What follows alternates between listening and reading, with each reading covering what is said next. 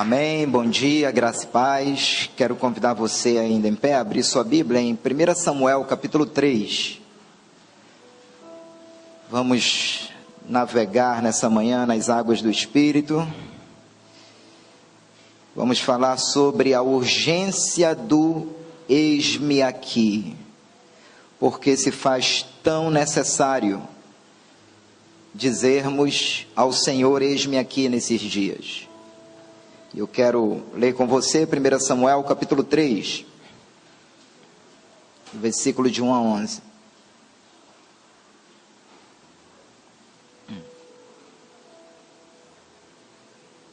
Amém? A palavra do Senhor diz assim: E o jovem Samuel servia ao Senhor perante Eli. E a palavra do Senhor era muito rara naqueles dias, não havia visão manifesta. E sucedeu naquele dia que, estando Eli deitado no seu lugar, e os seus olhos começavam a escurecer, pois não podia ver, e estando também Samuel já deitado, antes que a lâmpada de Deus se apagasse no templo do Senhor, onde estava a arca de Deus, o Senhor chamou a Samuel e disse ele: Eis-me aqui. E correu a Eli e disse: Eis-me aqui, por que tu me chamaste? Mas ele disse: Não te chamei eu, torna a deitar-te. E foi e se deitou. E o Senhor tornou a chamar outra vez a Samuel, e Samuel se levantou, e foi a Eli e disse: Eis-me aqui, por que tu me chamaste? Mas ele disse: Não te chamei eu, filho meu, torna a deitar-te. Porém Samuel ainda não conhecia o Senhor, e ainda não lhe tinha sido manifestada a palavra do Senhor. O Senhor, pois, tornou a chamar a Samuel pela terceira vez, e ele se levantou e foi a Eli e disse: Eis-me aqui, por que tu me chamaste? Então entendeu Eli que o Senhor chamava o jovem. Por isso Eli disse a Samuel: Vai deitar-te, e há de ser que, se te chamar, dirás: Fala, Senhor, porque o teu servo ouve. Então Samuel foi e se deitou no seu lugar. Então veio o Senhor e pôs-se ali, e chamou como das outras vezes: Samuel, Samuel. E disse Samuel: Fala, porque o teu servo ouve. E disse o Senhor a Samuel: Eis que vou fazer uma coisa em Israel, a qual todo o que ouvir lhe tinirão ambos os ouvidos. Amém? Senhor, muito obrigado por tudo que o Senhor já falou nesta manhã ao nosso coração, e por muito mais que o Senhor continuará falando no decorrer deste culto. Nós te louvamos pela presença do Senhor neste lugar. Queremos te entregar esse ambiente mais uma vez, te entregar cada pessoa que aqui está, e queremos ouvir a voz do Senhor, porque estamos convencidos de que quando o Senhor fala profundamente ao nosso coração, a nossa vida ela não se torna mais a mesma. Senhor, faz algo novo na nossa vida nesta manhã. Para a glória do nome de Jesus, a igreja diz amém, amém e amém. Um abraço no seu irmão e diga assim: Deus quer falar com você nesta manhã.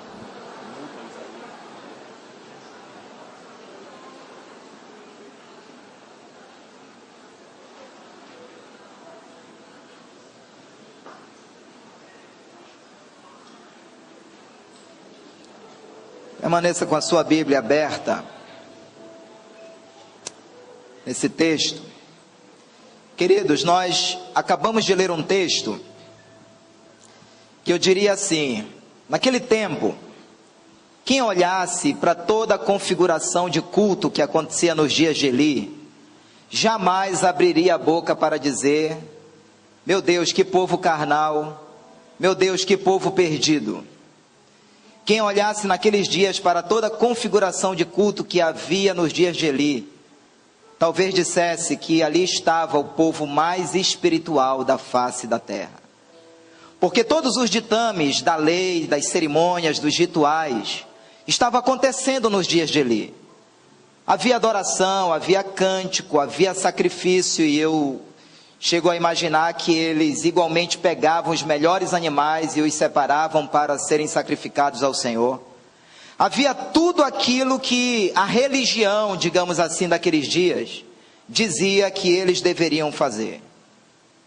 Mas a grande verdade é que Deus estava olhando para aquele culto e não estava se agradando. Deus não estava aprovando absolutamente nada do que acontecia ali nos dias de Eli. Deus se mostrava literalmente descontente com aquilo que estava acontecendo naqueles dias. Os homens não conseguiam fazer essa leitura, mas Deus conseguia fazer com muita profundidade. Por que, pastor, Deus não estava se agradando do culto naqueles dias? Porque não havia sinceridade, não havia zelo, não havia paixão, não havia verdade, e não havia principalmente a glória de Deus naqueles dias. Irmãos, igreja, eu diria que a pior tragédia na vida cristã é quando nós não nos damos conta de que Deus não está mais agindo. É quando nós não nos damos conta de que a presença de Deus já não vai mais na minha frente. Eu diria que essa é a pior tragédia da vida cristã.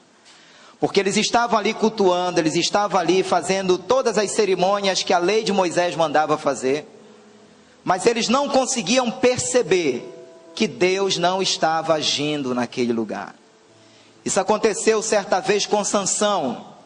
Ele foi para uma batalha contra os filisteus, e o texto da Bíblia lá em Juízes diz que Sansão não sabia que o Espírito de Deus já não era com ele. Diga para 3 pessoas: é tempo de vigiar. Fale com muito carinho, Jeremias. É tempo de vigiar.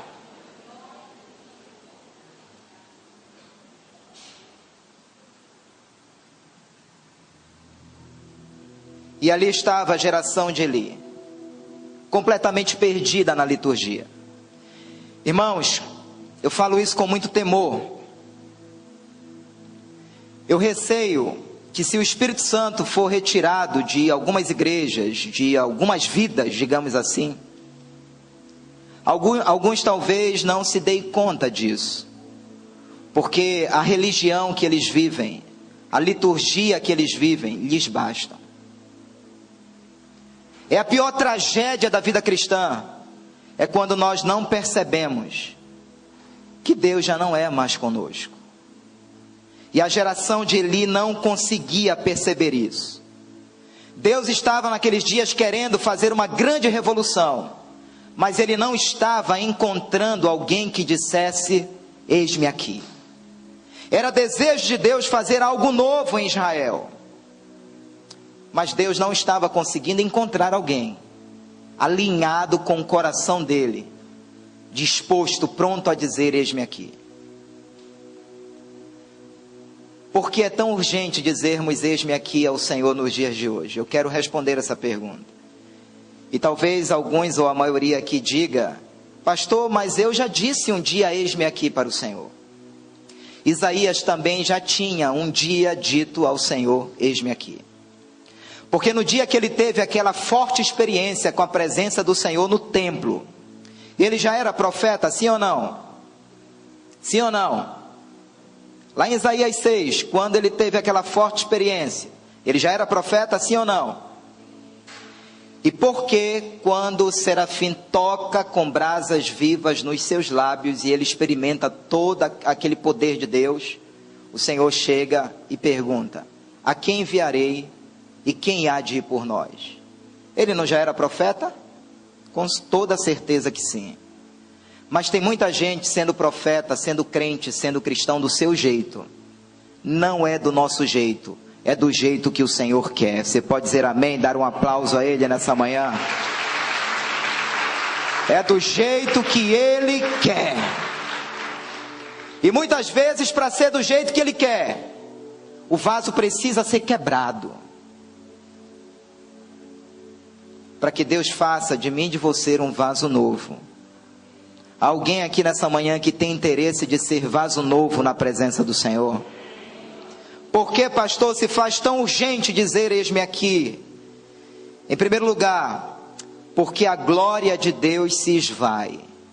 Aqui no versículo 1, nos dias de Eli, a Bíblia diz: e o jovem Samuel servia ao Senhor perante Eli, e a palavra do Senhor era muito rara naqueles dias, não havia visão manifesta. Irmãos, talvez nós estejamos vivendo o pior momento da igreja do Senhor na face da terra, porque os últimos dias nos falam que as pessoas não suportarão a sã doutrina. A Bíblia nos fala, queridos, que uma grande frieza espiritual vai assolar a igreja, vai assolar os últimos dias, o amor de muitos esfriará. A Bíblia também nos fala, queridos, que será um tempo da mornidão generalizada, pessoas indefinidas, pessoas que ainda não se comprometeram completamente com o Senhor. Eu diria que talvez hoje muitas igrejas estejam vivendo esse tempo do silêncio de Deus. Parece um momento em que Deus não está falando, não há fogo, não há ardor, não há fervor, não há paixão, não há glória. Manifestações da presença de Deus estão desaparecendo de alguns ministérios.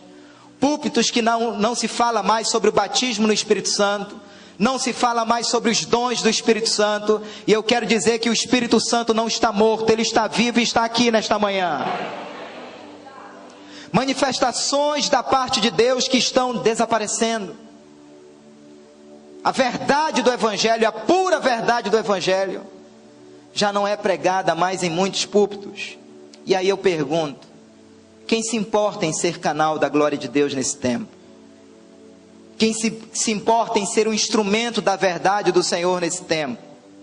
Eu quero lhes dizer nessa manhã que o problema não está no lugar aonde nós estamos estabelecidos. Não adianta ficar reclamando do teu emprego, do teu patrão, da tua casa, da tua família, dos teus pais, da tua vizinhança, da tua cidade, da tua nação. Não adianta ficar reclamando da tua igreja, do teu líder, da tua célula, do teu discipulador, porque eu estou aqui para dizer, e vou lhes mostrar isso, que o problema não está no lugar. O problema está muitas vezes na nossa postura de apatia, de carnalidade, de insubmissão e desobediência para com a palavra de Deus. É aí que reside o problema. Porque eu olho para essa história aqui, e eu diria assim que Samuel tinha tudo para dizer: eu não quero saber de Deus. Porque na igreja, no templo onde eu frequento, a minha geração despreza a palavra de Deus. Os meus líderes desprezam a palavra de Deus. Ninguém quer saber de Deus nos meus dias, eu também não quero saber desse Deus. Samuel não agiu assim. Eu imagino Samuel refletindo no seu coração: é verdade, os dias são difíceis. É verdade, até o templo está contaminado com a corrupção. É verdade, não há mais visão manifesta. A palavra visão é rara nos meus dias. Mas eu decido, se não tem referência, eu decido ser uma referência nos meus dias. E eu levanto a minha voz aqui nessa manhã declarando que é desejo de Deus te levantar como uma referência nesses dias. E se você recebe isso para a sua vida, diga amém, diga aleluia, dê um glória a Deus, dê um aplauso a Ele e libere um grito de liberdade nessa manhã. Aleluia!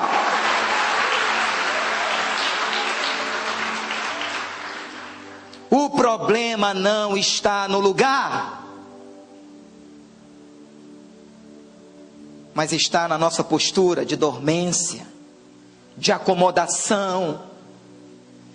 Isso é tão claro no Evangelho de João, capítulo 14, versículo 21, quando diz: aquele que tem os meus mandamentos e os guarda, esse é o que me ama, e aquele que me ama será amado por meu Pai. Eu também o amarei e me manifestarei a Ele.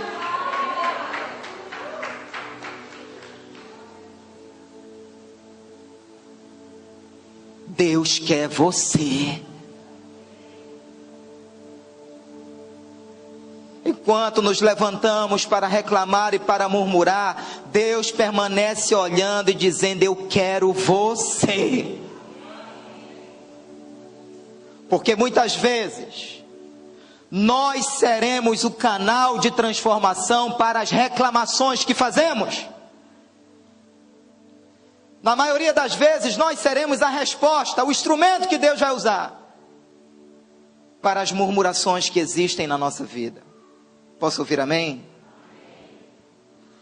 A história dos avivamentos conta sobre a vida de um homem chamado Jonatas Edwards. Foi um avivalista poderoso nas mãos do Senhor. E a biografia desse homem conta que certa vez ele estava pregando um sermão intitulado Pecadores nas mãos de um Deus irado. O autor que conta sobre essa história em um dos livros escritos por esse autor, dizia que as pessoas na hora daquele sermão, elas se agarravam nas colunas do templo, em desespero, em arrependimento, pedindo perdão a Deus. Alguns outros sentiam como se o chão do templo estivesse abrindo, onde elas seriam tragadas. Tamanho desespero, tamanho arrependimento que tomou conta daquela igreja. Aí você vai para a internet, esse sermão está lá. Está lá, pecadores nas mãos de um Deus irado. Mas o segredo não está no sermão, o segredo está na vida. O segredo não está na igreja onde você congrega, o segredo está no compromisso que você pessoalmente e individualmente tem com a palavra do Senhor. Diga amém! Não é porque você congrega na IBMA que você está blindado. Não é porque você cumpre um ritual de final de semana que você está imune à tentação e ao pecado. Não, querido. A batalha começa quando você sai daqui, sabe? A guerra começa quando você sai daqui. É por isso que você tem que estar num lugar como esse, para receber a palavra certa para o teu coração, de como agir lá fora. E aqui você tem ouvido. Então só se perde lá fora quem quiser. Charles Finney, a vida daquele homem revelava a presença de Deus. A biografia dele fala que aonde ele entrava, o lugar se exalava com a presença de Deus. Sabe, queridos, eu creio que a sua vida no altar, cheio da palavra do Senhor, cheio da presença do Senhor, até o bom dia que você dá no seu ambiente de trabalho, vai impregnado de unção. Eliseu, quando passava pelas ruas de Sunem, um casal ímpio comentava dizendo: este homem que passa todos os dias por aqui, verdadeiramente é um santo homem de Deus. Eu declaro isso sobre a sua vida, querido. Eu declaro isso sobre a tua história, sobre o teu testemunho, em nome de Jesus. Samuel estava desenvolvendo a postura correta. O versículo 1 diz que o jovem Samuel servia ao Senhor perante Eli. Diga comigo, perante Eli. Mais alto. Particularmente para mim, aqui está uma das chaves que abre os céus de Deus sobre a nossa vida. Que abre os céus de Deus sobre qualquer ministério, sobre a casa de qualquer cristão. Pastor, que chave é essa?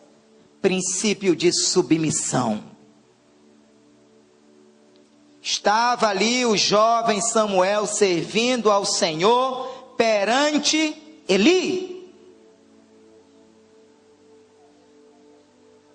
Ele tinha tudo para dizer: essa autoridade que está sobre mim não presta. Essa autoridade que está sobre mim não teme a Deus. Essa autoridade que está sobre mim não quer saber da palavra de Deus. Mas o jovem Samuel serviu ao Senhor perante Eli. Deus não se manifesta a rebeldes. Deus não se manifesta em submissos. Deus não se manifesta aos desobedientes. Eu posso ouvir amém?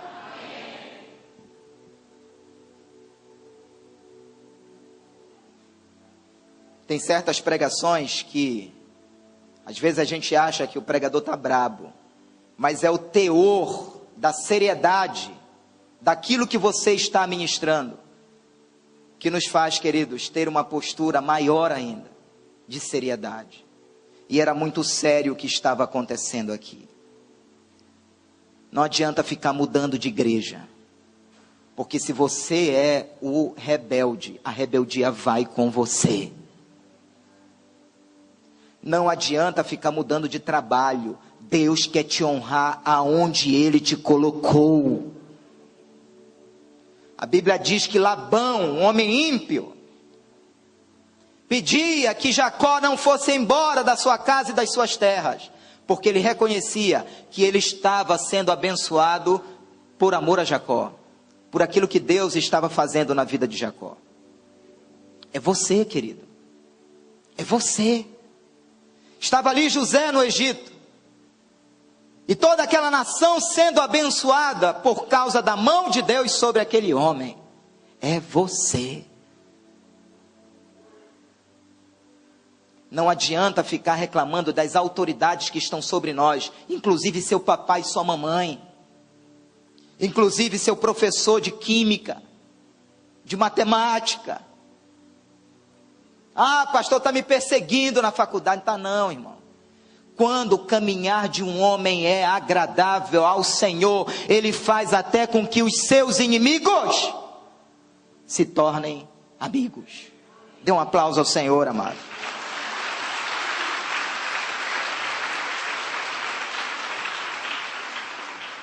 Honre as autoridades que Deus colocou sobre a sua vida. O que Eliseu foi em matéria de porção dobrada do Espírito, teve muito a ver com a relação que ele teve com Elias, e como Deus valoriza isso. O que Josué foi em matéria de conquista, teve muito a ver da relação que ele teve com Moisés. Como Deus olha isso. Como Deus olha isso. Segundo lugar, por que, pastor, se faz tão urgente dizermos eis-me aqui? Porque a acomodação é iminente. O versículo 2 diz: e sucedeu naquele dia que, estando ele deitado no seu lugar de costume, e os seus olhos começavam a escurecer. Irmãos, todos nós, em um dado momento da vida, somos assediados pelo sentimento de acomodação, de apatia, de indiferença. Estava ali Eli deitado no seu lugar de costume, acostumado com aquela rotina religiosa. Eli havia perdido a disciplina de estar diante da arca. Ele havia perdido essa paixão, esse ardor. Ele valorizou muito mais os rituais do templo do que o Deus do templo, do que a presença do Senhor. Você sabe quantos anos o sacerdote Eli passou no sacerdócio? Diga comigo, 40 anos. 40 anos no sacerdócio. 40 anos de sacerdócio tornaram Eli um homem religioso e completamente perdido. Apesar da fachada religiosa, ele estava completamente perdido. 40 anos de sacerdócio. Igreja, quantos anos você tem de crente? Quantos anos você frequenta um templo? Pastor, estou aí já passando dos 20 anos, beleza. E aí, você está mais crente do que nos primeiros anos ou não? Eu desenvolvi ao longo da minha vida cristã uma teoria, um conceito alinhado com muitas coisas que eu já vi na Bíblia. Pastor, que teoria, que conceito foi esse? Eu desenvolvi a convicção que quanto mais o tempo for passando na vida de um cristão, ele precisa ser mais fervoroso ainda. Eu creio, queridos, que nós precisamos terminar melhor do que quando nós começamos a vida cristã, porque a vereda do justo é como a luz da aurora, que vai brilhando, vai brilhando, vai brilhando, até ser dia perfeito. Diga amém.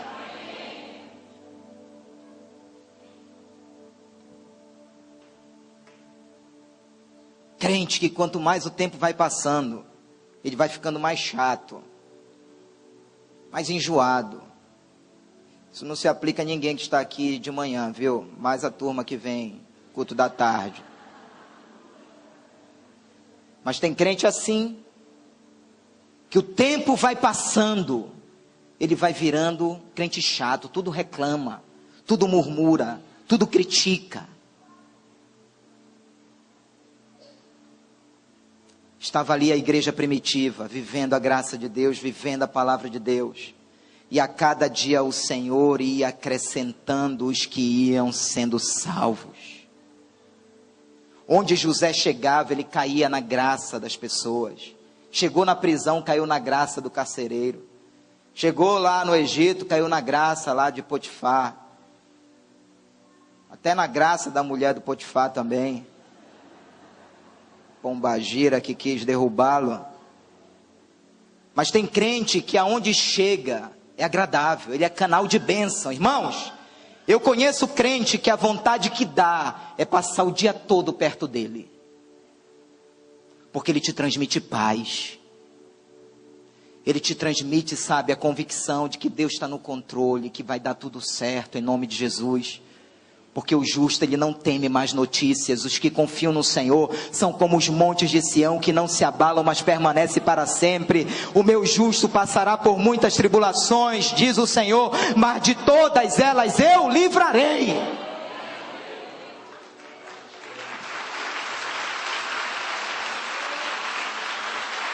São crentes que abrem a boca para abençoar,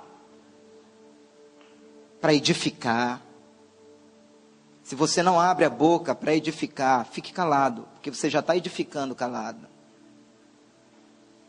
O versículo 3 diz assim: estando também Samuel já deitado, antes que a lâmpada de Deus se apagasse no templo do Senhor, onde estava a arca de Deus. Irmãos, a lâmpada de Deus estava se apagando, quando Deus chamou Samuel, Samuel, e ele disse: eis-me aqui, Senhor. Eu traria essa lâmpada para os nossos dias, dizendo que há muitos crentes que já não ardem mais, já não iluminam mais, não há mais fogo, não há mais paixão, não há mais fervor, não há mais zelo pela presença de Deus. Escute só, igreja. Aquilo que não queima em nós, não vai queimar no coração de ninguém. E talvez essa seja uma das razões do porquê nós temos hoje um grupo crescente de crentes que não evangelizam mais. Porque aquilo que não queima dentro de nós não vai queimar no coração de ninguém. Não queima. Porque se essa palavra estiver queimando dentro de nós, é impossível você permanecer calado. Porque o Filho do Homem, ele veio buscar e salvar o que estava perdido. Ele continua e ele deseja fazer essa mesma coisa através das nossas vidas. Como está a sua lâmpada de oração? Como é que está a sua lâmpada de meditação, de adoração, de evangelização? Deus continua a chamar os Samuéis. Deus continua a chamar a igreja, mas são poucos os que dizem: eis-me aqui. Irmãos, eu olho e tenho lido algumas coisas, e eu percebo que a lâmpada de Deus, ela está também se apagando sobre o continente asiático. Um continente que nos dias de Paulo, está lá em Atos capítulo 19, versículo 10. Continente asiático nos dias de Paulo foi completamente evangelizado naqueles dias. Todos os habitantes da Ásia daqueles dias ouviram a palavra do Senhor. E hoje o maior desafio missionário da igreja é o continente asiático. E hoje nós estamos ouvindo aí falar muito sobre o Estado Islâmico. Uma das maiores ameaças terroristas para o mundo está agora lá. Lâmpada de Deus se apagando. Não vamos muito longe. O que dizer do continente europeu? Igrejas estão fechando na Europa a rodo. Segundo uma última estatística, apenas 2% da população europeia está frequentando igrejas. Conversei com um amigo que recentemente esteve em Portugal, onde o pastor, nosso amigo apóstolo Valdir Batista, está pastoreando há mais de 10 anos. E a igreja tem apenas 50 membros e olhe lá.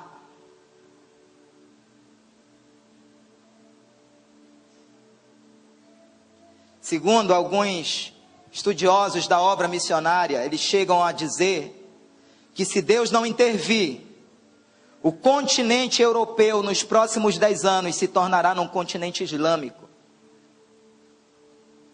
E aí eu fico imaginando Deus olhando para tudo isso e perguntando onde estão os Samuéis dessa geração. Igrejas nos Estados Unidos com 30, 40 membros são tidas como um sucesso. Porque a lâmpada de Deus, ela vem se apagando nesses continentes. Em terceiro lugar, pastor, por que precisamos responder urgentemente, eis-me aqui? Porque Deus está falando. O versículo 5 ao 10 do texto que lemos, mostra as tentativas de Deus em fazer com que Samuel ouvisse a sua voz.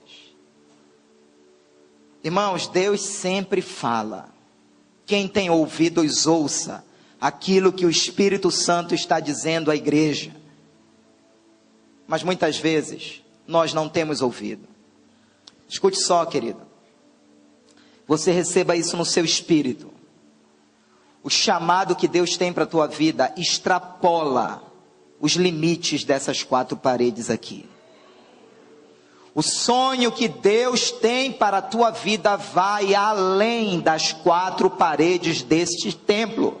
O sonho de Deus para a tua vida, o chamado de Deus para a tua vida, não cabe aqui dentro, não cabe dentro de Belém, não cabe dentro do Brasil. O sonho de Deus para a tua vida vai além das fronteiras brasileiras. Diga amém! Ide e fazei discípulos de todas as nações. Mas tudo começa aqui. O ponto de partida é aqui.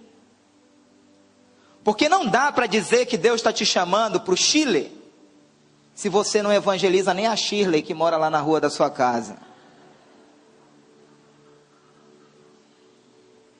Ah, Deus está me chamando para o Chile, mas você não evangeliza nem a Shirley, meu irmão. Então tem muita conversa, tem muito romantismo em algumas pessoas, quando dizem que tem um chamado. O ponto de partida é aqui. Diga para o seu irmão, comece numa célula, querido. Diga, comece numa célula. Diga com muito carinho. Mesmo que ele fique sério, diga com muito carinho. Ó, pastor, que está mandando? Comece numa célula. Ponto de partida. Ponto de partida. Eli não via nem ouvia, só dizia para Samuel, torna a deitar-te, Samuel. Irmãos, a apatia religiosa, ela nos leva a dormir. Ali estava Jonas, debaixo de uma apatia religiosa, dormindo num porão de um navio. Sabe, tem gente que não sonha e muitas vezes não quer deixar você sonhar. O que eu estou querendo dizer com isso? É que muitas vezes, e isso acontece muito com os novos convertidos naquele fogo do primeiro amor, geralmente nós mais velhos jogamos um balde de água fria. Eu quero te encorajar, irmão, a estar perto de crente que quer ver o nome de Jesus sendo glorificado nessa geração. Porque se você permanecer ao lado dos carnais, daqueles que jogam um balde de água fria, só abre a boca para criticar e para murmurar, você não vai crescer nunca. Esteja perto de crente que quer ver o reino de Deus chegando nessa geração, porque eles nos edificam. O Senhor estava dizendo no versículo 11 a Samuel, eis que vou fazer algo em Israel. Deus tem coisas grandes para fazer em cada momento, em cada geração. E Ele precisa encontrar em mim e em você disposição. O versículo 10 diz: então veio o Senhor e ali esteve, e chamou como das outras vezes. Diga comigo, como das outras vezes. Mais alto. Irmãos, era a 4ª vez que Deus estava chamando Samuel. E veja esse detalhe, como das outras vezes. Ou seja, aquilo que Deus falou comigo antes, não muda, permanece. Se Deus te disse um dia algo, que era desejo dele fazer através da sua vida, permanece. Porque Deus não é homem para que minta, e nem filho do homem para que se arrependa. Quando Deus promete algo, quando Deus diz que vai fazer algo, os planos do Senhor não podem ser frustrados. Deus tem algo para fazer com a minha vida e com a tua vida, querido. Quantas vezes Deus vai ter que dizer que quer usar você? Ah, pastor, por que não usa logo? Porque não é do nosso jeito. É do jeito que Ele quer. Em último lugar, pastor, por que se faz tão necessário dizer eis-me aqui? Porque nós temos um chamado como igreja. Individualmente, o versículo 19 a 20 diz assim: e crescia Samuel, e o Senhor era com ele, e nenhuma de todas as suas palavras deixou cair por terra. E todo Israel, desde Dan até Berseba, conheceu que Samuel estava confirmado para ser profeta do Senhor. Para que a nossa geração veja a glória do Senhor, para que a nossa geração veja o brilho que a igreja tem, nós precisamos honrar o nosso chamado com paixão e submissão. Sabe, irmãos, para mim a história de Samuel, ela é apaixonante, porque essa criança, ela não poderia ter sido gerada. Ana era estéril, mas aquela mulher um dia no templo, ela fez um voto com o Senhor, dizendo que se Deus lhe desse um filho varão, essa criança seria dedicada ao Senhor por todos os dias da sua vida. Naquela época não havia ultrassom, mas os sintomas, eu imagino, começaram a acontecer na vida de Ana.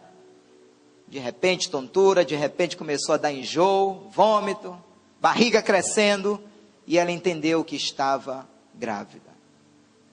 E eu imagino Ana como toda mãe que um dia gerou um filho, pegando na sua barriga, ministrando na vida daquela criança, já dando um nome, dizendo: esse filho que está aqui, ele será dedicado ao Senhor. Eu imagino Ana ministrando sobre a vida daquela criança, até o dia do seu nascimento. E eu imagino os primeiros dias, os primeiros meses, as primeiras semanas, os primeiros anos. Na medida que Samuel vai crescendo, vai se tornando uma criança, um adolescente, eu imagino Ana olhando nos olhos do seu filho, dizendo: meu filho, você não poderia ter nascido, você é um milagre de Deus. E você só nasceu para ser um instrumento para a glória de Deus. Eu imagino, queridos, a identidade de Samuel sendo formada por essas palavras. Eu imagino, queridos, aquelas palavras de Ana fulminando o coração de Samuel, e ele vai crescendo e vai entendendo que ele é um milagre, que ele não poderia ter existido se não fosse por causa da bênção do Senhor. Eu imagino Samuel crescendo, e os estudiosos dizem que aos 3 anos de idade ele foi largado no templo, ele foi deixado no templo, e ele cresceu no templo ali perante Eli, e ele cresceu com essa identidade, sabendo que ele nasceu com um chamado, e que ele não teria uma outra alternativa que não fosse ser um instrumento da glória do Senhor naquela geração. Nós precisamos dessa identidade, amados. Nós precisamos entender que não fomos nós que escolhemos ao Senhor, mas foi Ele que nos escolheu para que fôssemos e dessemos frutos. Samuel entendeu isso. Foi no tempo de Samuel que o povo voltou a suspirar pela arca. Foi nos dias de Samuel que o povo trouxe de volta a arca. Samuel nos fala de um chamado que traz de volta o arrependimento, que traz de volta o fogo no altar, o chamado profético, a manifestação da glória de Deus. Para os nossos dias, eu chamaria tudo isso que aconteceu nos dias de Samuel como o retorno ao primeiro amor. Nós precisamos retornar ao primeiro amor. Havia um missionário chamado Alexandre Duff. Ele serviu por muitos anos da sua vida como missionário na Índia. E já velhinho, avançado em idade, ele volta para a Escócia, sua terra, e na igreja que o enviou, ele começa num dos seus últimos sermões a desafiar as pessoas a substituírem aquilo que ele estava fazendo na Índia. E naquela noite ninguém se prontificou, ninguém levantou a mão. E ele disse: já que ninguém se dispõe, eu decido nesta noite a gastar o resto dos meus dias, a dar o meu último suspiro de vida na Índia, pregando a palavra do Senhor. E nesse momento, ele desmaia no púlpito. E os obreiros correm, começam a tentar trazê-lo de volta. E ele consegue se recompor. E depois daquele desmaio, ele percebe que dezenas e dezenas de jovens estão em prantos na frente, dizendo: eis-me aqui, Senhor. Nós precisamos, amados, dessa paixão. Nós não podemos transformar a Bíblia num livro comum. Isso aqui é mais do que um livro. Isso aqui é a própria vida de Deus. Nós não podemos transformar um culto como esse, como se fosse um ritual, algo comum, rotineiro, onde eu vou para bater cartão, onde eu vou para dizer que eu fui. Nós não podemos transformar um culto como esse em algo assim. Se cada crente em um culto já chegasse cheio do Espírito Santo, os nossos cultos seriam, queridos, uma fogueira para Deus de adoração. É desejo de Deus incendiar esse ministério, incendiar essa igreja. Eu creio, sabe, apóstolo, que Deus tem coisas maravilhosas através desse ministério. E eu quero morrer crendo nisso, que Deus tem coisas maravilhosas.